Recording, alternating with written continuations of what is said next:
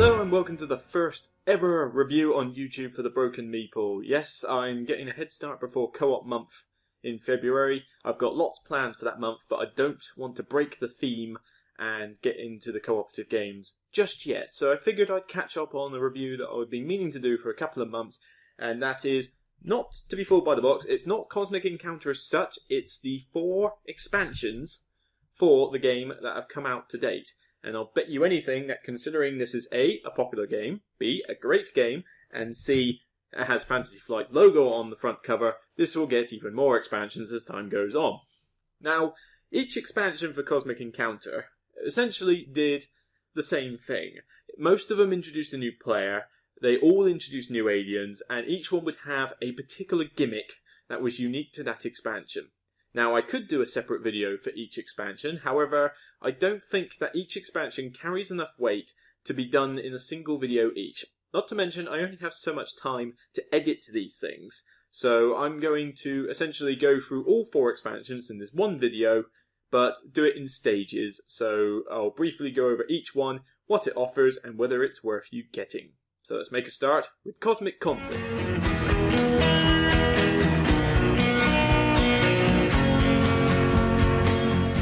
First up, we have Cosmic Conflict. Now, this expansion does 3 things. Firstly, it brings in 20 new aliens to the board, which can be added to the 50 in the base game to give you a total of 70 aliens, and each have their own mix of diverse powers and abilities that change the dynamic of the game quite dramatically.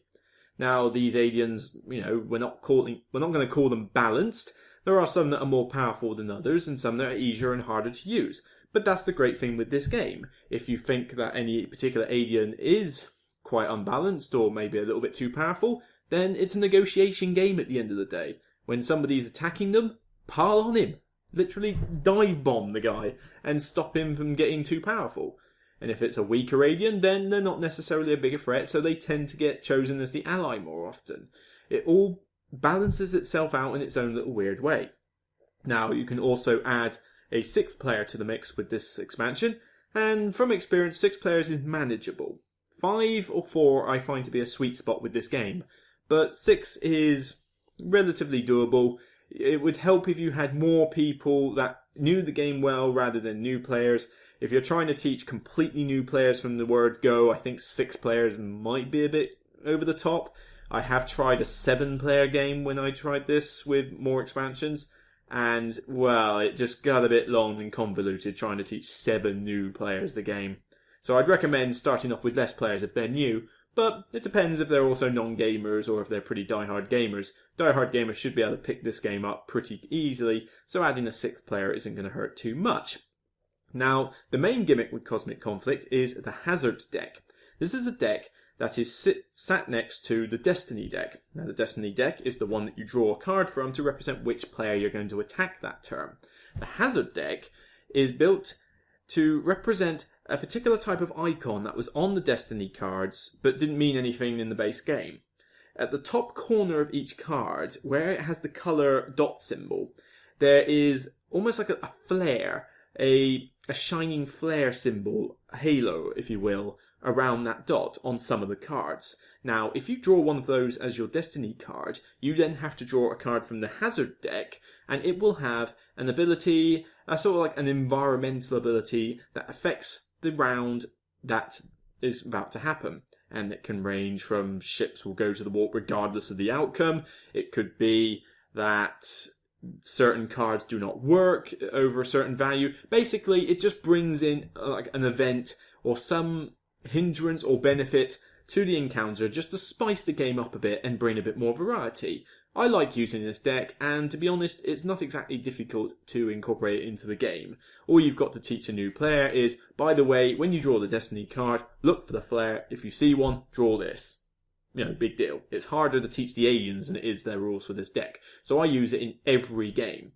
One problem I have had from experience, though, is that I do tend to forget that I've got the deck. Sometimes it's a little bit too easy that you forget that you are even incorporating it into the game. I've had a fair few times where I've drawn a card from the Destiny deck, got so engrossed into what I was about to do, focused on the turn, and then forgotten, oh wait, I was supposed to draw a hazard card, wasn't I? So you really do need to keep on the ball and make sure that you are paying attention to that deck, because it's a waste if you don't do it right. But, all in all, I like it and I always use it, so I'm happy with Cosmic Conflict, and I think that is a good starting point for an expansion to this game if that's what you're looking into. So now, Cosmic Incursion.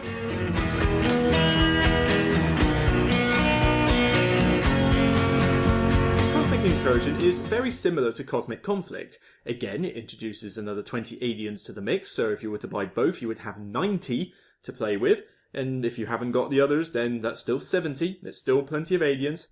And like with Cosmic Conflict, they are all fairly wide and diverse and have their own level of balance. Now, again, you can also add another player to the game. So if this is the first expansion you bought, you will have 6 players. If you've already bought one of the others, then you can have 7 players. I've tried a 7-player game before, and granted, I was teaching new players, but it got a bit convoluted, so I wouldn't recommend it as a starting point for new gamers. I would do this only with experienced players. And to be honest, with 7 players, even though this is a game where you're constantly allying with your mates or doing negotiations across the board, you can sometimes think that you are just sitting there not doing a huge amount in a 7-player game. It's not something I want to do most often. It's just nice to have the variety of colours if you've got some picky people who like to choose which colour they want to be. But all in all, it seems to work okay, and like I say, just don't teach 7 new people it like I did. That didn't go down well. The main gimmick with Cosmic Incursion, though, is similar to Cosmic Conflict. It introduces a new deck of cards. Now, in Cosmic Conflict, you had the Hazard deck. Here you have the Rewards deck. The Rewards deck 6 nets to the main deck of Encounter and Negotiate cards. It's there as an extra incentive to get people to ally with a defender. Because in the base game only, you had basically the only reward for helping out a defending player was that you got to retrieve ships from the warp. Now, that's a good thing. If you lose ships to the warp, you've got to get them back somehow, and it's a good way of doing it. But that was the only way you could. And to be honest, you did find sometimes that defenders weren't commonplace, unless they just had a thing against the attacker, which does happen. Now, with the rewards deck, as well as choosing ships from the warp, you now have a choice to have either or ships from the warp, or to draw cards from that reward deck. And they feature in the same manner as the typical encounter cards from the main deck. It's just that their abilities tend to be a bit more wide and diverse. Some of them are higher numbers. Some of them might be extra morphs are in that deck. And basically, they're fairly desirable cards. But you have to defend, ally with a defender, and win the combat to get them. So you're taking a risk, and obviously, with risk comes greater reward. That's the whole point of the reward deck. But it works fine, and it's easy, again, like the Hazard deck to teach. I always use it in every game I play, because again, all you've got to teach the new player compared to before was, instead of just saying, when you ally with a defender and win, you get ships back from the warp, now you just have to add in the little sentence, and or draw cards. Easy. Not exactly difficult.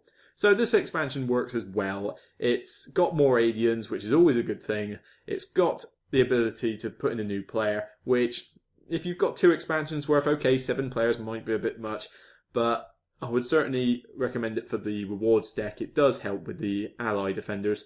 Which one I'd prefer out of this in Conflict? I would probably say get this one first over Conflict. The Hazard deck is nice, but it just spices the game up a bit, whereas this reward deck, I think, sorts out a potential issue with defending allies in the base game. So I think get Incursion first over Conflict, but if you get both, you're doing well. They are good expansions, and they're worth getting if you can get hold of them. So next on the line, Cosmic Alliance.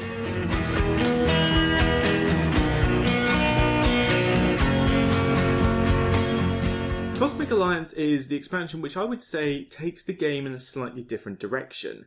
Now, again, as before, you've got 20 more aliens and you've got a facility to add an extra player. So if you've been buying every expansion to date, you've now got the ability to do 8 players, which is just insane.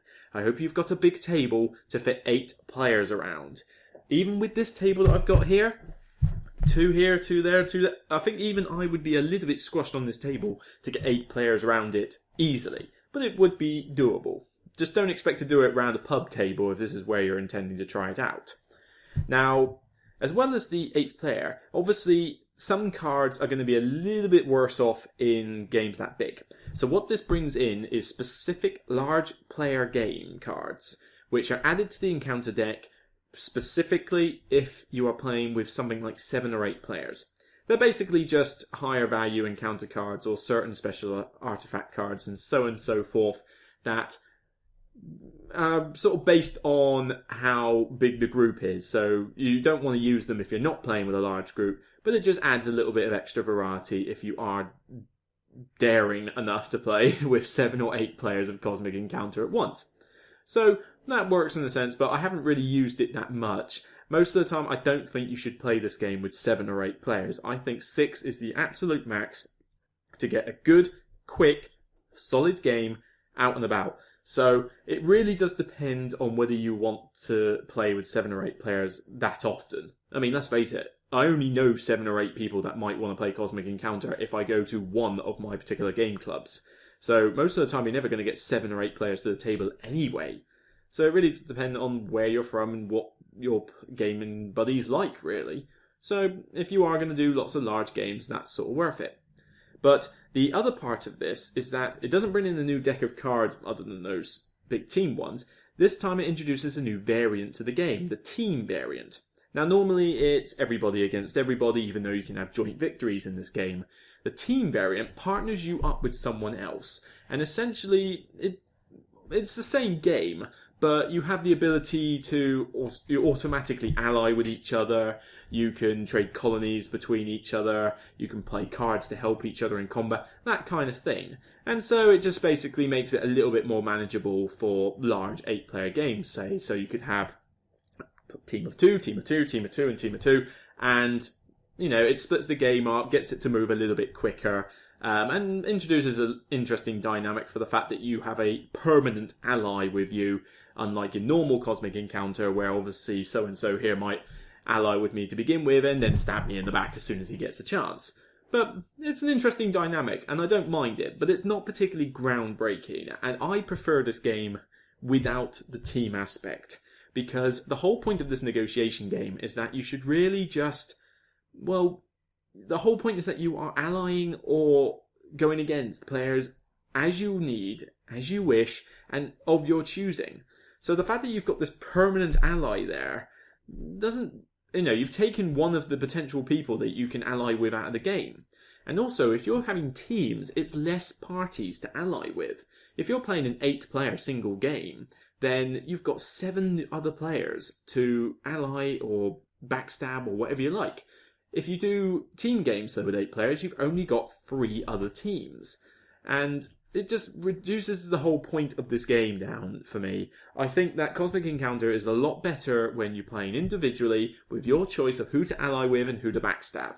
So the team variant, I've played once or twice max and just not really got into it. It's not for me. If you are one of those people that think that Cosmic Encounter suits the team aspect, then this expansion is going to be for you. But if you have no desire to have 7 or 8 player games and the team variant doesn't really appeal to you, then all you're getting in this expansion is 20 aliens and the ability to add another player.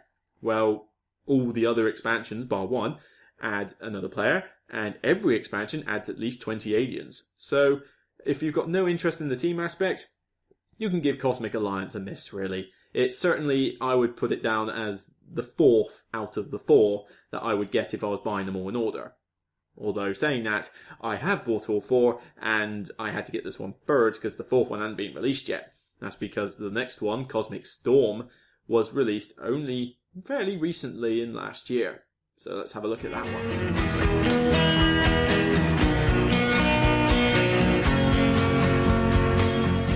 Cosmic Storm was only released in, middle 2013, I believe.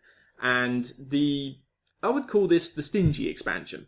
It's not a bad expansion, but I would certainly put it down as number 3 in the list of which expansion to get in which order. Because most of the expansions added something fairly major to the game, and certainly in way of components, either a deck of cards or some additional variant to the game that changes the game quite dramatically. This one, though, It adds another 25 aliens rather than 20, so you get a little bit of extra bang for your buck in that sense. But let's face it, if you've bought all the other expansions, you have 50 aliens from the base game, 20, then another 20 if you went for Alliance as well, so you've already got 110 aliens. Do you really need another 25? I think we've reached a limit here as to how many aliens we really need in this game. I would rather they introduce different rules, maybe brought in different cards, that kind of thing, or maybe just introduce a variant or two, or maybe just stay down. You know, we've got 4 expansions to this game already. We don't need more aliens. But again, they are cool aliens and they have their mix of abilities, blah blah blah. There's nothing wrong with the aliens in this expansion or any of the other expansions. They all have a good mix of abilities and have their mix of difficulties and obviously their mix of balance. So if you are just trying to collect every alien that there can possibly be, then great, this will do you nicely. But the Cosmic Storm expansion only adds one other thing: space stations. These are little tokens with corresponding cards that you place on top of colony planets in your system. You can vary it as to whether you start off with 1 or whether you start off with 2 or whether you have to buy them, that kind of thing in the rules. And what they do is that they give your race a special ability as long as you control that planet with the space station on it. Now, because people can take planets away from you, if someone else steals that planet from you, they get the ability of the space station. There are variants where you can say that nobody can do that to you and you'll always have the ability, but I just don't think that works. You know, if you've stolen my planet with my space station on it, then why do I still get to use that space station? Makes no thematic sense. So the variant where you basically, if you take the planet with a space station, then you get the space station, that's the way you should play it really.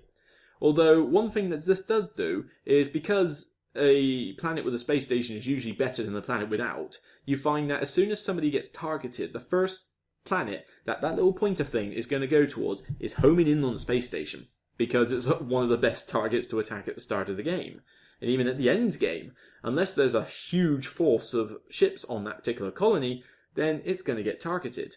I mean, that is an incentive to maybe bulk up your forces on one particular planet rather than spread them around like people are more used to in Cosmic Encounter. But again, it does change the dynamic of the game in that way. It's a little fiddly to manage because obviously you've got to remember who's owning what planet, and the abilities on the space stations aren't... I'd say the balance is a little bit off on some of these space stations. Some of the abilities, like retrieving extra ships from the warp, are okay-ish. There's 1 or 2 abilities there which are fairly underpowered, but there's one in particular which I believe it's called the Giant Space Laser. Very fitting. But basically, if you don't have any allies with you, you get to add 10 or 15 or something like that to your score. And that may not sound like much, but believe me, in every game where it's been used, it has been a big deciding factor. Because to have that much added onto your score without the help of allies is quite significant. Now, granted, people should be allying against the guy with the laser more often, but it depends on the dynamic of your group as to whether that tends to happen. So, the space stations, I can take it or leave it. They're not bad, but they're not fantastic either. I think the reward deck and the hazard deck add more to the game with a simpler explanation than the space stations in this one do. It almost feels like they're running out of ideas. So I would place this number 3 in the list that I would get. So to go back to what I said before, I would get Cosmic Incursion first, the one with the reward deck. I would then get Cosmic Conflict, the one with the hazard deck. I would then get Cosmic Storm if you want even more aliens, and the space stations are okay. I can take it or leave it. They're not groundbreaking, but they're not rubbish either. So they're kind of meh type area.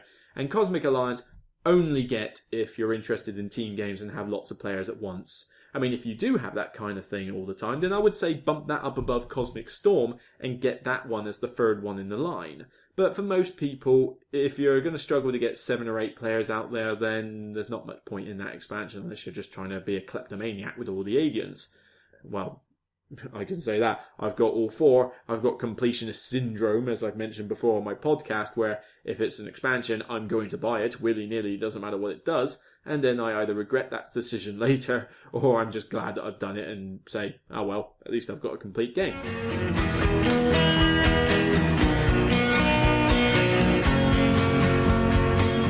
That's my general review of the Cosmic Encounter expansions. Now, this being Fantasy Flight, I wouldn't be surprised if there was a fifth one to come into the mix at a later date, although I am not aware of any such plans at this particular time.